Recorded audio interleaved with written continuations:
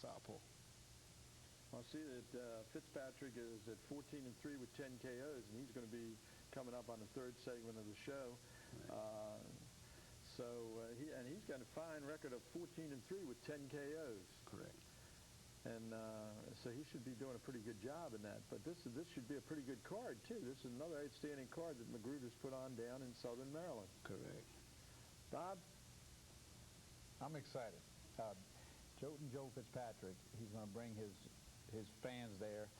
Dale Matchett, and we even have a female bout for the first time in Charles County. We have Lena Akesson from Sweden, which she's managed by Angelo Dundee, and she's 11-0 with 7 KOs.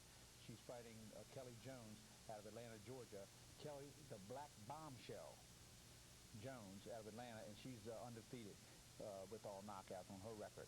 It's a very expensive proposition to bring female boxing in. You got airfare, and they have all these chefs they have to take. They have to take additional tests other than men. Then they have all these special equipment that they have to wear.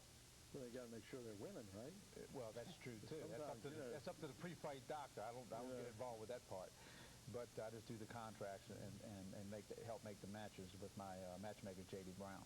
Well, you know, I did I emceed an event for Shambe Mitchell right in Tacoma Park a couple months ago, and there was a fighter from Atlanta there, a female fighter. I wonder if it was the same one. I forget what. But she was supposed to be a pretty good fight because you've got a full-time job now. Mm-hmm. How do you go back? It must be awful hard. Oh, it's difficult, but you know, I go to work in the mornings and all the way up to 4 o'clock, and then after I leave from there, from 4 o'clock to 8 o'clock, I train. Well, you ought to get my son-in-law, train with him at lunchtime. We work a little bit. I don't think he fights, does he? No. I don't think Ricky's a fighter. No, I better not say that. I mean, he might contest his father-in-law saying something like that, He's a good guy, good yes, son-in-law. He's a good guy. Nice guy. Anyway, as you prepare for this fight, are there certain things that you have to do that are a little bit different than maybe somebody else, since this one's a southpaw, yes. even though you are a converted southpaw? Well, there's a few things, but I don't like telling the secrets. Oh, okay. So. Magruder trained you well to keep your mouth shut, right? Well, I learned from Magruder about a bunch of things like that. Yeah, well, I know you got to. He's got to keep quiet sometimes. He and this guy Tony Marchetti and the guy from the steak and the sack shop. You have to. They keep quiet about a lot of things. Was I hear something from someplace else coming into play? Right? Tell us now about the card. Now you got this. Now you got a barbershop quartet singing the national anthem. That I'm looking forward to that just as much as the fight. Do you know barbershop quartets sing in 6-part harmony at times?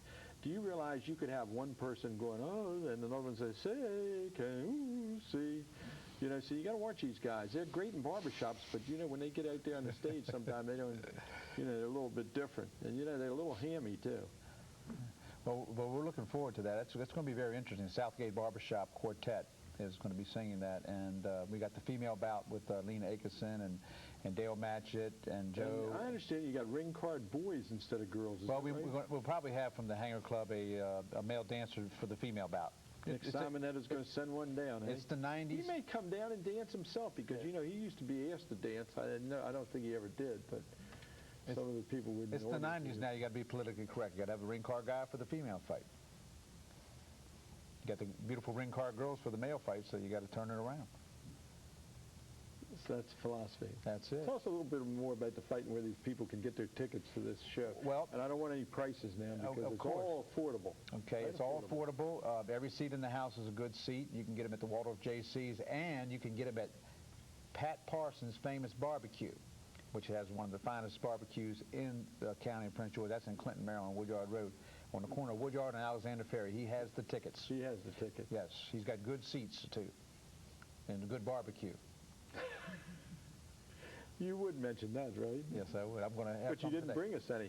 A lot of times, like when Bernard Brooks from Henry's Soul Cafe comes over here, he brings me a sweet potato pie or some of that good barbecue pork. But you didn't bring me any. Well, I'm going and you remember Java Bryant's people, the McLean father and son team. They used to bring me the Billy B burger or something like that, a big burger. You didn't. Yeah, you see, these other people know the way to get to me. They bring me food. Just follow me on back over there around 5 o'clock. No, I got to head north. Okay. Fast. Okay. get out of town before the traffic hits that road, right? Anyway, so what else is on the card? Now, we got about 30 seconds. You got to give me a quick roundup of, we've talked to Jolt'n Joe, who's got a big fight. He's got a very good... Match it. We've talked about Lamont Pearson, Bebe. You got Anthony Fields on the card? Well, Anthony, they fought a couple of weeks ago, and he has to sit this one out because he was a little banged up from the last fight. A little banged up, eh? Yeah. So we're going to have a replacement bout there, and it'll be exciting. So we have a total of 7 bouts on the card. Okay. And we're looking forward to the undercard with Lamont Pearson and Dale and Julian Letterlog, the knockout artist. Oh, yeah. And the doors open at 7 p.m. You got live country music between 7 and 8. The Noel Duke Band. Yes, very good. They're backed by popular demand. Backed by popular demand. You wanted to hear them again, didn't you, Jolt'n Joe? Yep. Yep, that's right. Well, good luck to you. Slap them around out there. I want to see some excitement when I come down there. Bobby, anything else? Okay, Bill. 8 o'clock. 8 o'clock. April 9th. Friday night fight. Oh, brought to you by Budweiser. No, we don't do beer commercials on here. Excuse me. I apologize. Brought to you by Budweiser. And, I mean, if anything, it's going to be brought to you by Pepsi. But anyway, you all have a great Easter. Enjoy the weekend. Don't eat too much ham, and we'll see you next week at the same time. And remember to fight. April 9th. It'll be a great one. I mean, you're going to have some great fights on there. Jolt'n Joe and the Hatchet. I mean, man, you don't want to miss it. April 9th, 8 o'clock in Waldorf, Greater Waldorf JCs. Have a great, great Easter. We'll see you next week at the same time.